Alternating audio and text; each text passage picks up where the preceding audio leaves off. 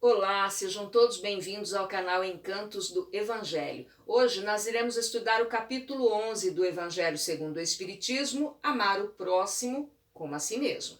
Então, quem é o meu próximo? De que próximo Jesus está falando? Será que são as pessoas da minha família, do mesmo grupo social que o meu, do mesmo time de futebol, daqueles que gostam da mesma música que eu? É isso que nós iremos ver. Mateus, no capítulo 22 do seu Evangelho, versículos 34 a 40, registrou o seguinte ensinamento deixado por Jesus. Os fariseus, tomando conhecimento do que Jesus fizera aos saduceus, reuniram-se e um deles, que era doutor da lei, para tentar Jesus, propôs-lhe a questão: Mestre, qual o mandamento maior da lei? Jesus respondeu: Amarás o Senhor teu Deus de todo o teu coração, de toda a tua alma e de todo o teu espírito. Este, o maior e o primeiro mandamento. E aqui tendes o segundo, semelhante a esse: amarás o teu próximo como a ti mesmo. Saduceus eram aqueles que não esperavam nada além da morte do corpo físico. Para eles, morreu, acabou. E eles não seguiam as tradições dos antigos profetas. Então, como interpretar o mandamento maior da lei de Deus? Olha, gente, este é chamado o maior mandamento porque não existe outro maior que amar a Deus e ao próximo, já que ele constitui a expressão mais completa da caridade, engloba e resume todos os deveres do homem para com o seu próximo. Pensem comigo. Quem ama a Deus, respeita suas leis. O vê como o seu Pai, o seu Criador. Procura santificar o seu nome, ou seja, respeitá-lo. E fazendo isso, respeita a si mesmo, porque é filho de Deus. Consequentemente, ama o seu próximo, honra pai e mãe, não rouba, não mata, não adultera, não levanta falso testemunho e nem cobiça coisa alguma de quem quer que seja. Viram? São os 10 mandamentos juntos num só. É possível amar a Deus sem amar o próximo? Não, porque o amor de Deus só irá se concretizar quando demonstrarmos no relacionamento que temos com o próximo. Continuando, Mateus capítulo 7, versículo 12. Fazei aos homens tudo o que queirais que eles vos façam, pois é nisto que consistem a lei e os profetas. Então, como identificar o conteúdo da lei de Deus nesse ensinamento de Jesus? Olha, sendo a lei de Deus toda amor, justiça e caridade, aqui nesta regra nós iremos encontrar a fraternidade, já que se não queremos o mal para nós, não o desejaremos aos outros. Bem, Mateus capítulo 18, versículos 23 a 35, disse que Jesus contou que o reino dos céus pode ser comparado a um rei que resolveu ajustar contas com seus servidores. E chamou um deles, aquele que lhe devia 10.000 talentos. Talentos era o dinheiro da época, tá? Como esse servidor não tinha dinheiro para pagar, o rei mandou então que ele lhe vendesse sua mulher, seus filhos e tudo que lhe pertencesse. E foi quando o servidor, de joelhos, pediu um pouco de paciência, pois pagaria tudo. O rei teve compaixão, perdoou a dívida e deixou que o servidor fosse embora. Só que ao sair, o mesmo servidor encontrou um colega de trabalho que lhe devia 100 dinheiros. E segurando o homem pela gola, quase estrangulando o mesmo, disse: Paga o que me deves. O companheiro de joelho pediu: Tenha um pouco de paciência que eu lhe pagarei. Mas o servidor não quis saber e o mandou para a prisão. Aqueles outros que ficaram sabendo do acontecido foram à presença do rei e contaram tudo. O rei, então, mandou que trouxessem o servidor à sua presença novamente e disse: Mau servo, eu te perdoei, não deveria também ter piedade do companheiro? E, tomado de cólera, entregou o servidor aos verdugos até que pagasse tudo que lhe devia. Verdugo, gente, é aquele que executava a pena de morte caso não pagassem aquilo que devia. Agora vejam vocês, não é? O servo foi perdoado, mas não perdoou. Mas não terminou, não. Mateus continua. É assim que meu Pai, que está no céu, vos tratará, se não perdoardes do fundo do coração as faltas que vossos irmãos houverem cometido contra cada um de vós. Essa é uma parábola, tá? Ela ficou conhecida como a parábola do credor incompassivo, aquele que não demonstra compaixão.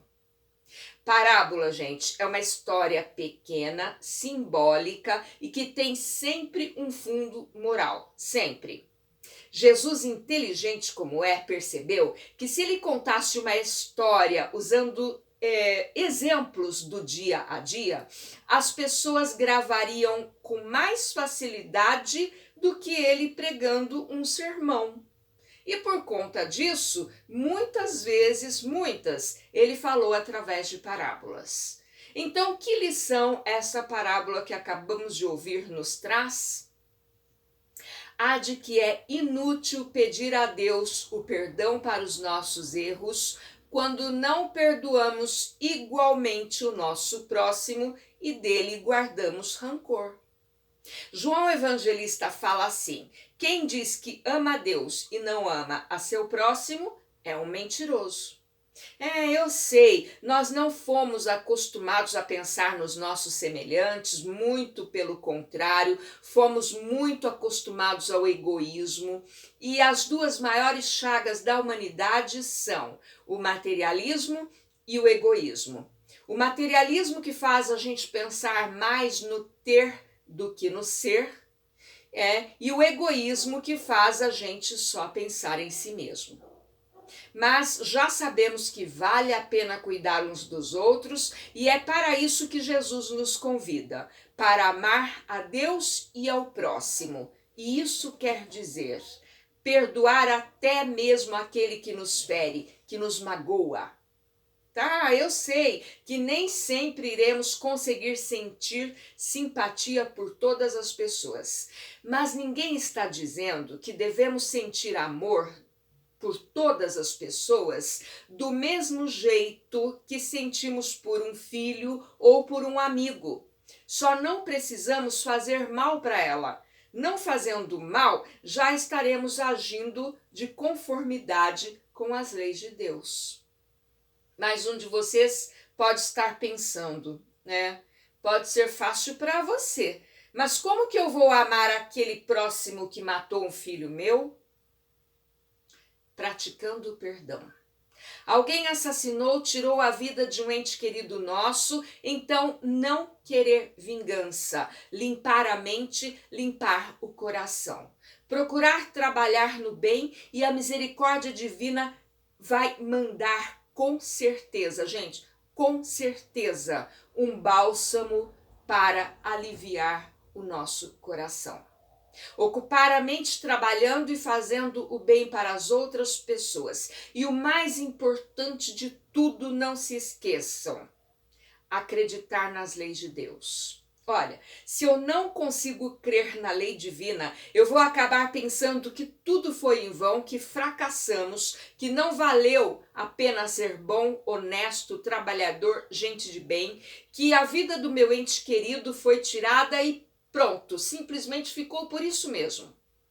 Mas, sabendo da lei de causa e efeito, iremos ver que nenhuma atitude nossa fica sem consequências. E é por isso que o Espiritismo nos dá essa tranquilidade, nos traz essa calma. O conhecimento espiritual faz a gente sofrer, mas não nos deixa entrar no desespero, porque temos a certeza de que toda atitude nossa, boa ou ruim, terá consequências. Portanto, Amar ao próximo como a si mesmo consiste em examinar a nossa própria consciência para saber como gostaríamos que procedessem conosco e daí adotarmos esse mesmo procedimento para com o próximo. É fácil? Não, mas ninguém disse que seria. Olha, gente, o amor sempre trabalha para construir um mundo melhor. E não podemos nos esquecer que o amor que foi proposto por Jesus e que um dia envolverá toda a humanidade é o amor fraternal. Então, para ser o nosso próximo, não precisa ser um parente nosso, não precisa ser do mesmo grupo social, gostar da mesma música ou torcer para o mesmo time de futebol. A nossa capacidade de amar, de sermos capazes de vencer o egoísmo, o preconceito, de nos interessarmos pelas pessoas e nos aproximarmos delas, farão com que as enxerguemos como o nosso próximo. Nós insistimos em acreditar que aquela pessoa que pensa diferente da gente, que não gosta das mesmas coisas que a gente, são nossos inimigos. E não, tá? Não é assim. Temos que respeitar as diferenças. Graças a Deus que nós somos diferentes uns dos outros. Amar a Deus e ao próximo. Se a gente ama a Deus, nós amaremos os nossos irmãos, que são filhos de Deus. Eu sei que no atual estágio evolutivo em que nos encontramos, isso é difícil. Todavia, não é impossível. Basta que comecemos a ver os nossos supostos inimigos como irmãos. Irmãos que carecem do amor de Deus tanto quanto nós. Gostaram? Eu contei com a ajuda da professora Terezinha Oliveira, do Centro Espírita Allan Kardec de Campinas, para fazer o estudo de hoje. Então, coragem, fiquem com Deus, sejam felizes. Espero vocês a semana que vem, que esse capítulo continua, não terminou, tá bom? Tchau, até mais!